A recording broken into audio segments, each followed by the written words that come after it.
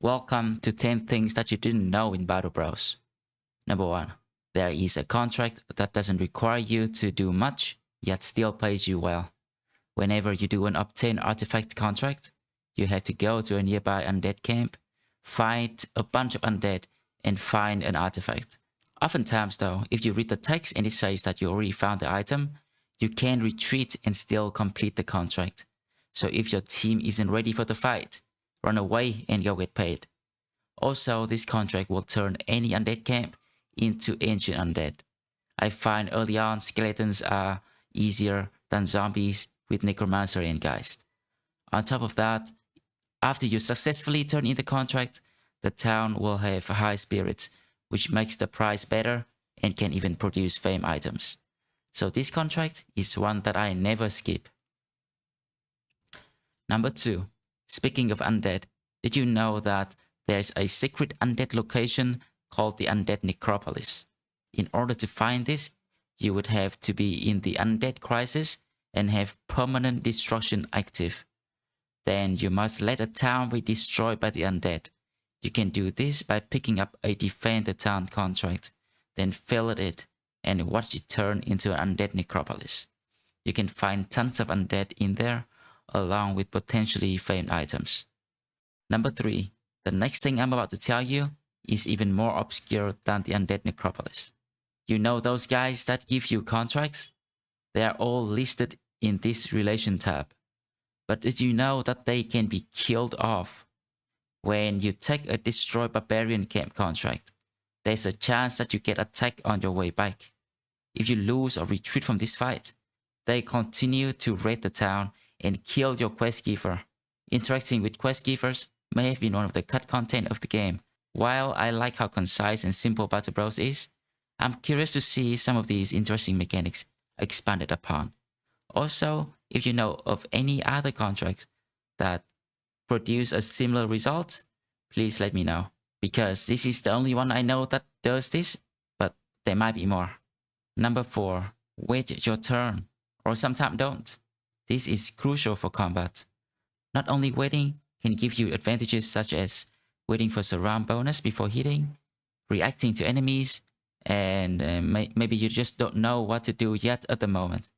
It can also shorten the durations of most status effects. Let me demonstrate.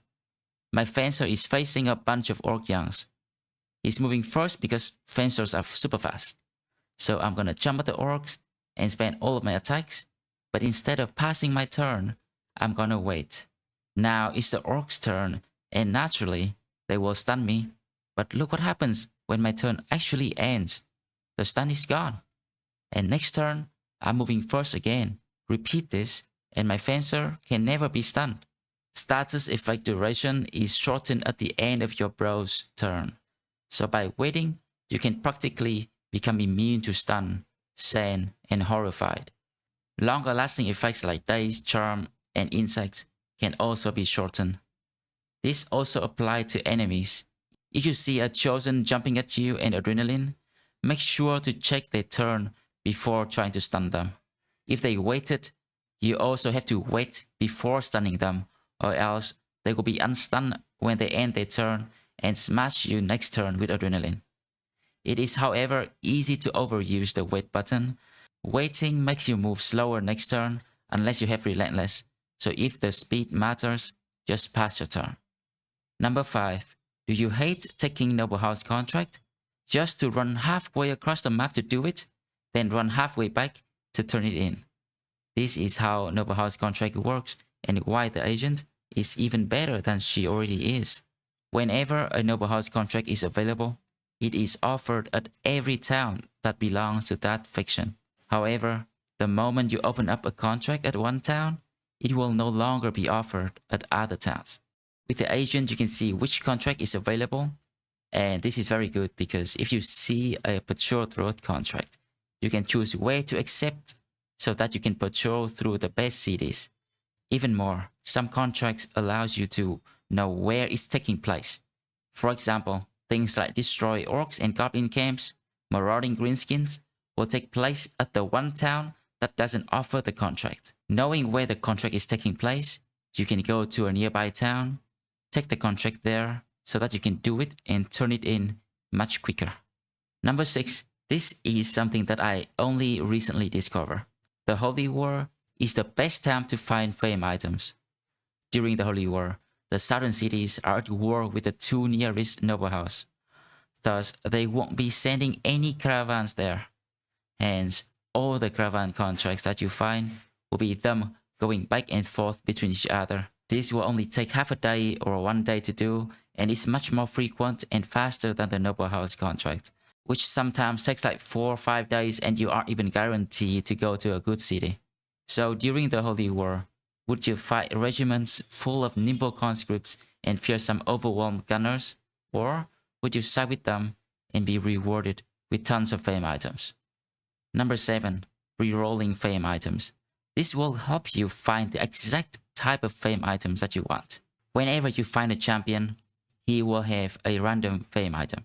But there is a way to reroll his fame item. By killing at least one enemy that is not the champion and retreating, you can re-enter the fight and expect the champion to change his equipment. Note that each type of champion has a certain loot pool.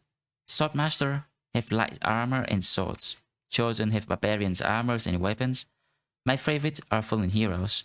Not only is it much easier to retreat from undead, they have most of the noble house fame items, including 2-hand mace, 2-hand hammer, great axe, 1-hand mace, 1-hand axe, 1-hand sword, 1-hand flail, whatever you want. So you can keep killing one undead, retreating and then coming back until he spawns with the item that you want. You can do the same with any other type of champions. It's just barbarians, orcs, brigands, they are harder to retreat from compared to undead. Number 8. Did you know that doing contracts can sometimes lose you a fame item? If a camp has a fame item in it, and a town gives you a contract to take it down, the fame item in there will be gone unless it's a 3-skull contract. So every time you hear of a fame item in the tavern, be careful when you take contracts around that town, and only do 3-star contracts if you suspect that the camp has a fame item. I often avoid doing 1 or 2 skull contracts involving big nomad camps down south because those camps have really high chance of fame items. Number 9. Range superiority. Having range superiority against enemies makes fighting them easier. It's much more relaxing to let the enemies run at you than to having to run into them yourself. And having range superiority is the main way to achieve this. There are also many factors regarding range superiority, but the 2 biggest factors are: first, outranging your opponent. This means having longer range, either by using bows, having high grounds, or fighting at night with night visions. Second, outnumbering your opponent. This simply means having more bros that can shoot. Enemies consider a bro with 45 or more range skill with a ranged weapon in their backpack a range unit. So I find that apart from having 2 to 3 archers or crossbowmen in the backline, having a few more frontliners with decent range skill like sellswords with ranged weapons in their backpack can really help trick enemies into thinking that you have more range unit than you actually do. In some fights though, there might still be too many ranged enemies, because even the brigands and goblins with throwing weapons in their backpack counts as ranged unit for them. So in those cases, you can try moving really far back to bait their archers forward and sniping them down, or fighting them at night with night visions. Number 10. The cook doesn't cook. Yep. The cook doesn't make your bros heal any faster. Camping does though. Here is the same bro healing for the same amount of time with and without the cook. So apart from keeping the food from spoiling, the cook doesn't do much else. Therefore, she shall now be known as the fridge in my company. Alright people, that's it for the video here today. I hope you learned something. If you did, and or you liked the video, make sure to press that like button to let me know, and don't forget to subscribe to the channel and follow me on Twitch. Also, if you know of other cool Battle Bro things that you want to share with me, put it down in the comments and I will feature it in the next video. Video out. Take care. See ya.